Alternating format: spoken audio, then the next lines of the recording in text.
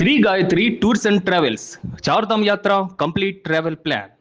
AP రాజకీయాల్లో కీలక పరిణామాలు చోటు చేసుకుంటున్నాయి. అసెంబ్లీలో అడుగు పెట్టాలనేటువంటి లక్ష్యంతో అడుగులు వేస్తున్నారు వైఎస్ షర్మిల.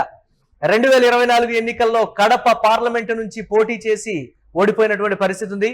అయితే మేనమామ రవీంద్రనాథ్ రెడ్డిపై గురిపెట్టారు వైఎస్ షర్మిల. కమలాపురం లేదా కడప నుంచి పోటీ చేసే యోచనలో ఆమె ఉన్నారు. కడపతో పాటుగా కమలాపురం నియోజకవర్గాలపై షర్మిల ఆసక్తి చూపిస్తున్నట్లు తెలుస్తోంది. వైఎస్ కుటుంబానికి తొలి నుంచి ఆదరణ ఉండటం వైఎస్ షర్మిలకు కలిసి వచ్చేటువంటి అంశం. కడప అసెంబ్లీ నియోజకవర్గంలో బలమైనటువంటి మైనారిటీ ఓటింగ్ కూడా ఉంది. ఇక కడప కమలాపురం నియోజకవర్గాల్లో సర్వేలు కూడా చేయిస్తున్నట్లు తెలుస్తోంది. సర్వే నివేదికలు అందిన తర్వాత కార్యాచరణ మొదలు పెట్టనున్నారు వైఎస్ షర్మిల.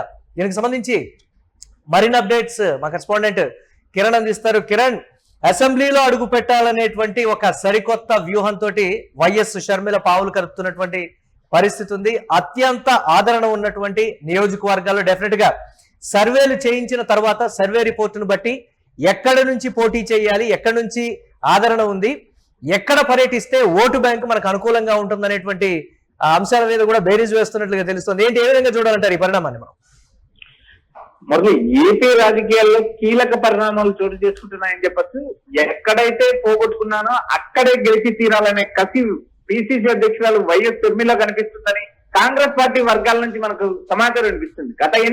గత పార్లమెంట్ ఎన్నికల్లో కడప ఎంపీగా పోటీ చేశారు వైఎస్ అవినాష్ రెడ్డి. ఏదైతే ప్రస్తుత సిట్టింగ్ ఎంపీగా ఉన్న వైఎస్ అవినాష్ రెడ్డికి మత్త చెమటలు పోయించారు. ఏదైతే దాదాపు 1,60,000 ఓట్ల చీలిక తెచ్చారు. నేరుగా వైఎస్ఆర్ కాంగ్రెస్ పార్టీకి సంబంధించిన ఓట్లు నేరుగా షర్మిలాకి వెళ్ళడం, కొన్ని గ్రామాల్లో షర్మిలకు ఎక్కువ ఓట్లు కూడా పోలవడం కూడా జరిగింది. ఏదైతే వైఎస్ రాజశేఖర రెడ్డి కుమార్తెగా కాంగ్రెస్ పార్టీలో కీలక పాత్ర పోషిస్తున్న షర్మిల వచ్చే ఎన్నికల్లో అసెంబ్లీకి పోటీ చేయాలనే వ్యూహంతో ముందుకు సాగుతున్నారు. అందుకు తగ్గట్టుగానే ఆయా నియోజకవర్గాల్లో కూడా సర్వేలు కొనసాగుతున్నాయి. కమలాపురంతో పాటు కడప అసెంబ్లీ నియోజకవర్గంలో కూడా కాంగ్రెస్ పార్టీకి సంబంధించిన కొంతమంది నేతల ద్వారా కూడా సమాచారం సేకరిస్తున్నారు. మరోపక్క ఒక ప్రైవేట్ సంస్థకు సంబంధించిన నిపుణులు కడప కమలాపురం నియోజకవర్గాల్లో పర్యటిస్తున్నారు. ఆయా నియోజకవర్గాల్లో వైఎస్ఆర్ కాంగ్రెస్ పార్టీకి సంబంధించిన బలమైన నేతలు ఉన్నారు. ఆయా నేతల మద్దతుతోనే గత 2 ఎన్నికల్లో 2014, 2019 ఎన్నికల్లో నేరుగా రవీంద్రనాథ్ రెడ్డి గెలవడం జరిగింది. 2 ఎన్నికల్లో కూడా ఆయన జగన్మోహన్ రెడ్డి హవా, మరోపక్క వైఎస్ కుటుంబానికి ఉన్న భారీ మద్దతుదారులు. ఈ 2 అంశాలు గత ఎన్నికల్లో ఆయన కలిసి వచ్చాయి. 2019 ఎన్నికల దాదాపు 30,000 మెజార్టీతో గెలవడం జరిగింది.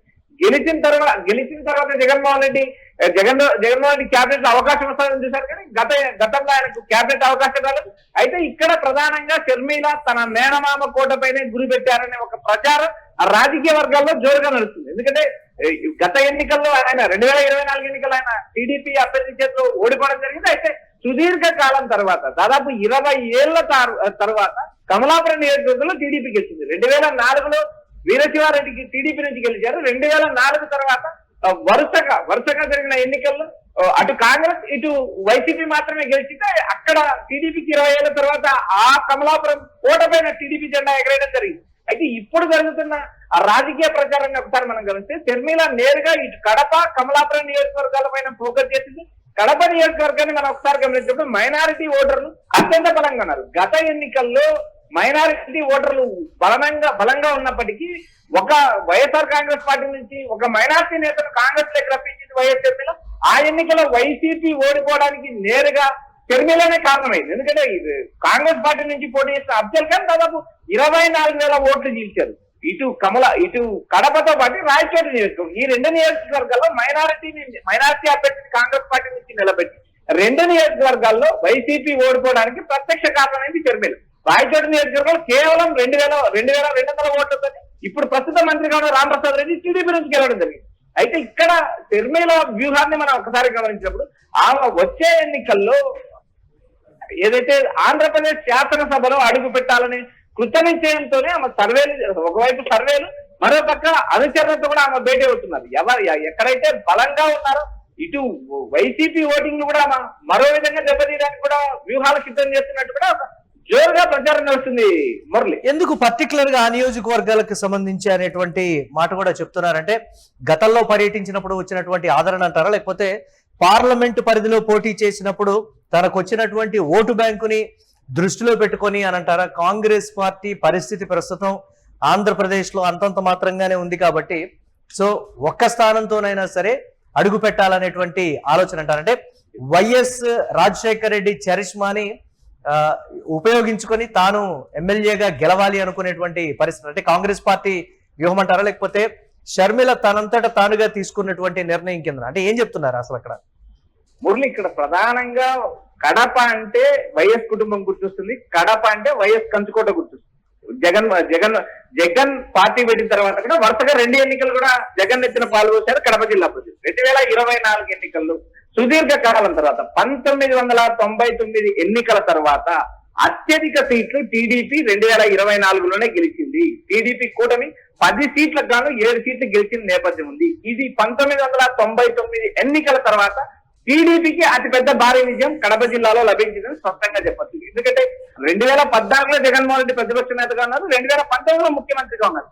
2024 ఎన్నికలకు వచ్చేటప్పటికి ఆయన ముఖ్యమంత్రిగా ఉన్నప్పటికీ కూడా తన సొంత జిల్లాలో ఆదరణ కోల్పోవడానికి ప్రధాన కారణం కార్యకర్తలను, నేతలను, అభిమానులను కూడా గాలికి వదిలేశారనే ఒక విమర్శ, తర్వాత తన సామాజిక వర్గానికి సంబంధించిన కీలక నేతలకు కూడా ఎలాంటి పదవులు ఇవ్వకపోవడం, వారిని పట్టించుకోకపోవడం, అంతా ప్రజలే అంటూ మరొక కొత్త అంశాన్ని తెరపైకి తెచ్చారు. ఏదైతే ఒక స్లోగన్ తెచ్చారు, ఎస్సీ ఎస్టీ బీసీ మైనారిటీ అనే ఒక స్లోగన్ కూడా గత ఎన్నికల్లో జగన్మోహన్ రెడ్డికి తీవ్ర నష్టం సొంత జిల్లాలో చేసింది అనే విమర్శలు ఇప్పటికీ కూడా ఉన్నాయి. అయితే ఇక్కడ ప్రధానంగా షర్మిల టార్గెట్ చేసిన అంశాన్ని మనం ఒకసారి గమనిస్తే గత ఎన్నికల్లో 2 నియోజకవర్గాల్లో అటు కడప ఇటు రాయచోట నియోజకవర్గంలో కూడా మైనారిటీ ఓటర్ల ఎఫెక్ట్ తోనే వైసీపీకి భారీ గండి పడింది. అయితే ఇక్కడ మైనారిటీ ఓటర్లు ఉండడం, కమలాపురం నియోజకవర్గంలో వైఎస్ మద్దతుదారులు భారీ స్థాయిలో ఉండడం, వైఎస్ కుటుంబానికి అనుచరులు ఉండడం, గత 2 ఎన్నికల్లో కూడా నేరుగా రవీంద్రనాథ్ రెడ్డి గెలవడం, ఈ మూడు అంశాలు కూడా వైఎస్ షర్మిల నేరుగా పరిశీలిస్తున్నారు. అదేవిధంగా పార్లమెంట్ పోటీ చేసినప్పుడు ఆమెకు వచ్చిన ఓట్ల శాతాన్ని కూడా క్యాల్కులేట్ చేసుకుని ఈ 2 నియోజకవర్గాలనే ఫోకస్ చేశారని ఒక ప్రచారం నడుస్తుంది. వచ్చే ఎన్నికల్లో కాంగ్రెస్ పార్టీ ఒక్క సీటుతో అయినా అసెంబ్లీలో అడుగు పెట్టాలనే కృతనిశ్చయంతో కాంగ్రెస్ పార్టీ ఉంది. అయితే ఇక్కడ ప్రధానంగా షర్మిల తన రాజకీయ వ్యూహాలు, తనకున్న అపారమైన అనుభవం, మరోపక్క తనకున్న నియోజకవర్గంలో ఉన్న బంధుత్వాలు, వీటిని అన్నిటినీ పరిగణలోకి తీసుకుంటారా? ఎందుకంటే పులివెందుల నియోజకవర్గానికి వైసీపీ కంచుకోటలో షర్మిల ఎంత వరకు రాణించగలదు, బాగా వేసే ఛాన్సెస్ ఉన్నాయా అంటే గ్రౌండ్ లెవెల్లో దీనికి సంబంధించి భిన్న వాదనలు వినిపిస్తున్నాయి కదా కిరణ్, దాన్ని ఎలా చూడాలంటారు? మురళి, గత ఎన్నికల్లో షర్మిల ఎఫెక్ట్ కడప జిల్లాలో స్పష్టంగా కనపడింది. కడప జిల్లాలో వైసీపీ ఎక్కువ శాతం సీట్లు గెలవలేకుండా పోవడానికి కూడా షర్మిల తర్వాత వైఎస్ ఇంపాక్టే కారణం అనేది ఇప్పటికే రాజకీయ విమర్శలు. మరోపక్క గత పార్లమెంట్ ఎన్నికల్లో కూడా ఆమెకు వచ్చిన ఓట్ల వివరాలు, మరోపక్క ఏ ప్రాంతంలో ఆమెకు ఆదరణ ఉంది అనే అంశంపై కూడా క్షుణ్ణంగా సర్వేలు జరుగుతుంది. అయితే ఇక్కడ ఒక అంశాన్ని మనం గమనించింది, ఎందుకంటే మనం తమిళనాడు ఎన్నికలు చూసినప్పుడు విజయ్ లాంటి నేతలు నేరుగా చూసుకొని వచ్చిన పరిస్థితి చూసాం. అయితే ఈ ఒక నియోజకవర్గానికి షర్మిల పరిమితమైనప్పుడు అక్కడ రాజకీయ పరిస్థితులు, ప్రభావాలు మారుతాయా అంటే మారే అవకాశాలు కూడా కొట్టిపారలేని పరిస్థితి ఉంటుంది. ఎందుకంటే విభిన్న రాజకీయాలు, విభిన్న నేపథ్యం, విభిన్న వ్యక్తులకు కూడా అవకాశం ఇచ్చిన నియోజకవర్గాలు కడప, కమలాపురం. కడపకు సంబంధించిన నియోజకవర్గాలు చూసినప్పుడు మనం ఇప్పుడు ప్రజెంట్ సిట్టింగ్ ఎమ్మెల్యేగా ఉన్న మాధవిరెడ్డి సొంత నియోజకవర్గం లక్కిరెడ్డిపల్లి, ఆ నియోజకవర్గం డీలిమిటేషన్ లో వెళ్ళిపోయిన తర్వాత ఆ కుటుంబం రాయచోట నుంచి పోటీ చేస్తూ వచ్చింది. అయితే 2024 ఎన్నికల్లో ఇప్పుడు ప్రస్తుత సీఎం గా ఉన్న చంద్రబాబు నాయుడు నేరుగా కడప టికెట్ మాధవిరెడ్డి గెలవడం జరిగింది. అయితే అక్కడ భిన్న ఎందుకంటే మొదటిసారి సుదీర్ఘకాలం తర్వాత అక్కడ ఒక హిందువులకు అవకాశం ఇచ్చిన పరిస్థితి, గతంలో మైనారిటీ నేతలు గెలిచిన పరిస్థితి. ఇటు కమలాపురం నియోజకవర్గానికి వచ్చినప్పుడు వేరు ప్రాంతాల నుంచి వచ్చిన నేతలు గెలిచిన నేపథ్యం ఉంది. ఎందుకంటే అనంతపురం జిల్లాకు సంబంధించిన రవీంద్రనాథ్ రెడ్డి కడపకు మేయర్ అయ్యారు. మరోపక్క కడపకు సమీపంలో ఉన్న కమలాపురం నియోజకవర్గం 2 సార్లు ఎమ్మెల్యే నేపథ్యం ఉంది. అయితే కమలాపురానికి పక్కన ఉన్న పులివెందుల నియోజకవర్గంలో పులివెందుల్లో అత్యంత బలమైన వైఎస్ రాజశేఖర రెడ్డి కూతురుగా కమలాపురం నియోజకవర్గంలో ప్రభావం చూపలేదంటే ఇప్పటికిప్పుడు చెప్పలేని పరిస్థితి. చూపించే అవకాశం ఉన్నాయి, భద్రత ఉంది, బంధుజనం ఉంది, ఆర్థిక వనరులు ఉన్నాయి. ఇలాంటి పరిస్థితుల్లో వచ్చే ఎన్నికల్లో ఈ 2 కోటలపైనే గురిపెట్టింది. అయితే చూడాలి, ఆమె అనుకున్నట్టు వచ్చే ఎన్నికల్లో అసెంబ్లీలో అడుగు పెట్టాలనే లక్ష్యంతో కడప, కమలాపురం నియోజకవర్గాలను ఫోకస్ చేసి పోటీ చేస్తారా లేదా అనే సంగతి ఇప్పుడు మల్లుగులాలు పడుతున్నారంటే ఈ రెండు నియోజకవర్గాల్లో షర్మిలకు సంబంధించిన ఒక ప్రైవేట్ ఏజెన్సీ మాత్రం సర్వేలు అయితే జరుగుతుంది Murali. Right, thanks for updates Kiran. ఇక ఏపీ రాజకీయాల్లో ఇది ఒక కీలక పరిణామం అని చెప్పాలి. అసెంబ్లీలో అడుగు పెట్టాలనేటువంటి లక్ష్యంతో వైఎస్ షర్మిల వేస్తున్నటువంటి ఒక కీలక అడుగుగా చెప్పాలి. 2024 ఎన్నికల్లో కడప పార్లమెంట్ నుంచి పోటీ చేసి ఓడిపోయారు షర్మిల. మేనమామ రవీంద్రనాథ్ రెడ్డిపై గురిపెట్టారు ఆమె.